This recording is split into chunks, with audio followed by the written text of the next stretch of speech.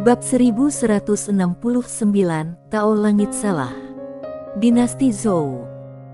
Faktanya, banyak keluarga dan sekte dinasti Zhou yang tidak puas dengan alam semesta Guanxuan, karena dinasti Zhou sebelumnya adalah peradaban kosmik tingkat keempat, dan alam semesta Guanxuan hampir tidak dapat dianggap sebagai peradaban kosmik tingkat pertama pada saat itu.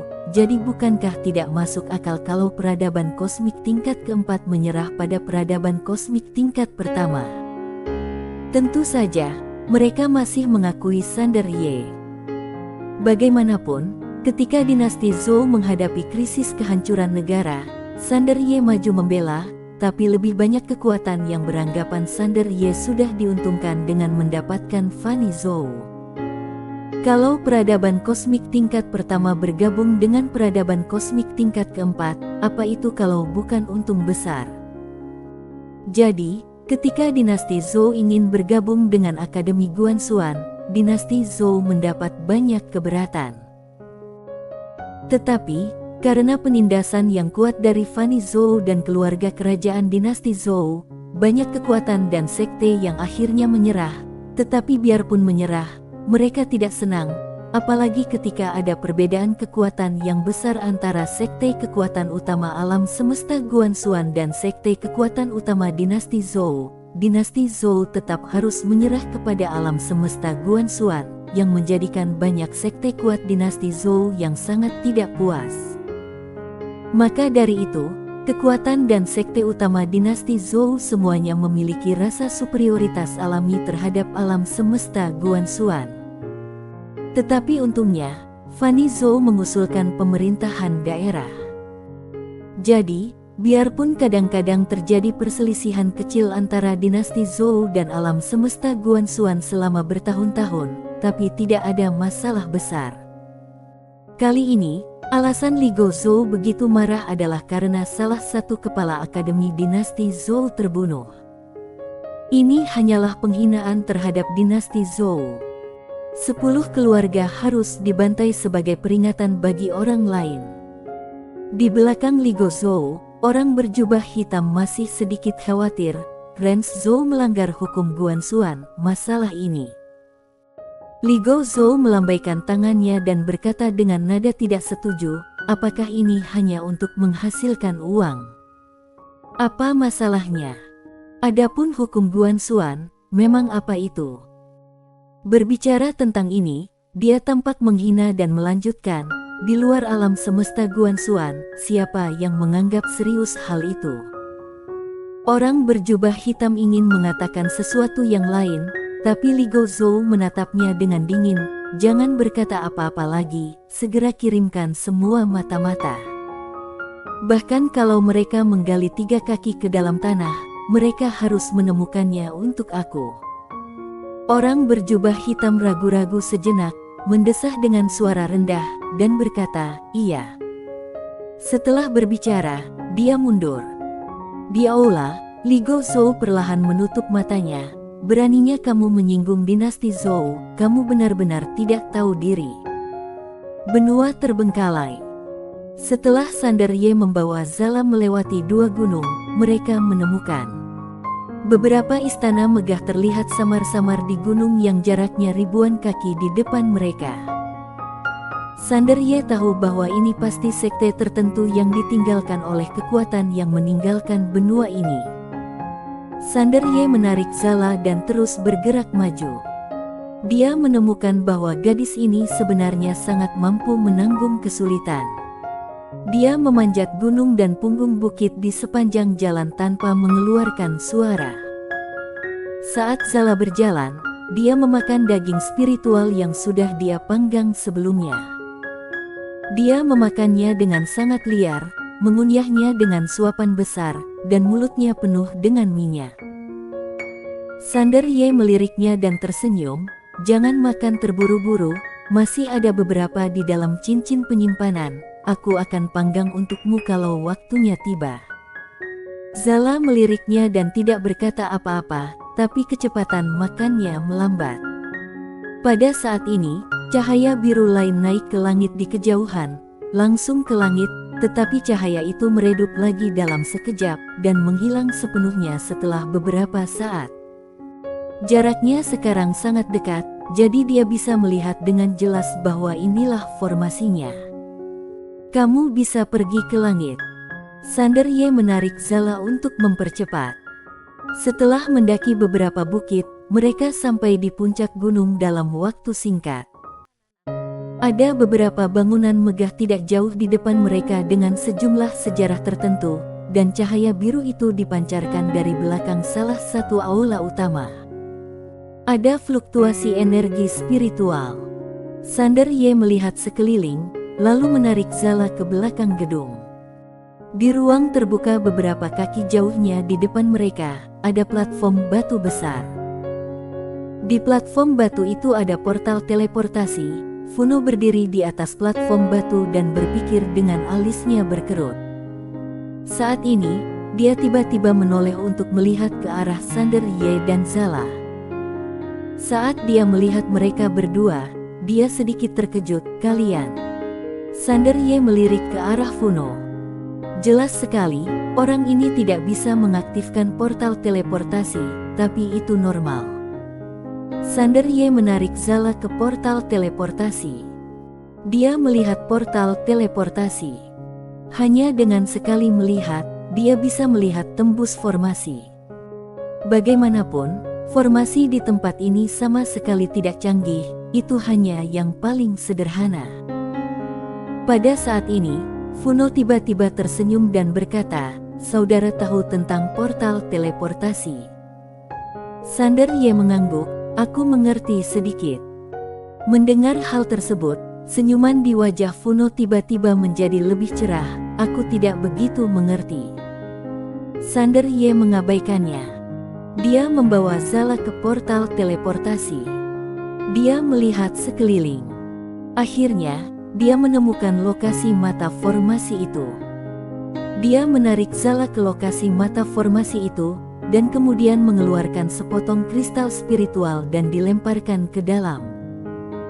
Segera setelah kristal spiritual menyentuh tanah, kristal itu langsung diserap oleh mata formasi. Formasi tersebut bergetar, dan gelombang-gelombang energi spiritual menyebar. Cahaya biru samar muncul di formasi sekitarnya, tetapi segera meredup. Sander Ye mengeluarkan beberapa kristal spiritual lagi dan melemparkannya ke dalamnya, dan muncul lebih banyak cahaya biru. Pilar cahaya biru naik ke langit dan langsung menuju ke langit. Dan mereka juga terbungkus dalam cahaya biru, tetapi tak lama kemudian, cahaya biru tersebut langsung menghilang, dan semuanya kembali normal. Tidak hanya itu, formasi di bawah kaki mereka juga bergetar hebat, mengguncang pegunungan untuk beberapa saat. Sander Ye mengerutkan kening dan melihat formasi rune di tanah. Formasi ini mungkin terlalu tua dan tidak ada yang mempertahankannya. Banyak rune yang gagal. Di sampingnya, Funo tiba-tiba berkata, "Saudara, apakah ada masalah apa?" Sander Ye mengangguk. "Ada rune yang gagal di sini." Mendengar ini, wajah Funo menjadi muram. Sander Ye berkata, "Kita harus memperbaikinya, tapi kita harus menemukan beberapa alat terlebih dahulu." Saat dia berbicara, dia melihat ke arah aula tidak jauh. Sander Ye menarik Zala menuju aula. Funo di samping melihat, dia ragu-ragu sejenak, lalu mengikuti. Mereka bertiga sampai di aula utama. Sander Ye melihat sekeliling aula. Aula itu dalam keadaan rusak. Ada beberapa patung lusuh di aula utama, dan ada 5 atau 6 futon di depan patung. Sander Ye berjalan menuju patung-patung itu. Di bawah patung-patung itu, ada sebuah platform persegi dengan beberapa benda berserakan. Funo di samping tiba-tiba berkata, "Terlihat jelas mereka pergi dengan tergesa-gesa." Sander Ye mengangguk. Dia melirik benda-benda yang berserakan. Segera, matanya tertuju pada pena. Dia mengambil pena dan melambaikannya dengan lembut, debunya berjatuhan. Funo bertanya, "Saudara, apa ini?" Sander Ye berkata, ini seharusnya pena spiritual, cobalah. Setelah itu, dia menarik Zala dan berbalik untuk pergi. Tetapi saat mereka hendak meninggalkan aula, patung yang duduk di tengah aula tiba-tiba sedikit bergetar. Melihat pemandangan ini, ekspresi Funo tiba-tiba berubah drastis. Dia melangkah mundur dan langsung meninggalkan aula. Sander Ye berbalik dan melihat ke arah patung itu. Patung itu dan bayangan perlahan melayang keluar. Itu adalah seorang lelaki tua berjubah putih. Lelaki tua itu memancarkan aura kebenaran yang menakjubkan lalu menatap Zala, aura pembunuh yang sangat mematikan. Saat dia berbicara, aura menakutkan menyelimuti Zala. Pada saat ini, Sander Ye tiba-tiba menarik Zala ke belakangnya, dan lelaki tua itu memandang ke arah Sander Ye. Ketika dia melihat Sander Ye, dia agak kaget, dan sedikit ketakutan muncul di matanya, karena Sander Ye memberinya perasaan yang sangat khusus. Rasa seperti itu tidak jelas, tidak dapat dijelaskan, dan sangat aneh. Sander Ye berkata, kami bertiga datang ke sini hanya untuk mencari jalan keluar. Kami secara tidak sengaja mengganggu senior. Maafkan aku. Pria tua itu menatap Sander Ye, Anda dan pria itu boleh pergi, tapi wanita itu harus tetap di sini. Zala memandang lelaki tua itu dan tidak berkata apa-apa. Sander Ye sedikit mengernyit, mengapa? Lelaki tua itu menatap Zala. Wanita ini mempunyai pikiran membunuh yang serius. Garis keturunan dia mengandung pikiran jahat yang sangat kuat. Dia orang yang sangat jahat. Kalau dia dibiarkan hidup, bencana tidak akan ada habisnya. Sander Ye melirik Zala di sampingnya, lalu berkata, dia bernasib buruk. Tidak mudah baginya untuk hidup dan tumbuh dewasa. Mohon berbaik hati kepadanya, Tuan, dan beri dia kesempatan, aku akan mengajarinya dengan baik. Orang tua itu sedikit menyipitkan matanya, Anda ingin membantu penjahat. Sander Ye menggelengkan kepalanya, di dunia ini, kalau kamu ingin hidup, siapa yang tidak berbuat jahat?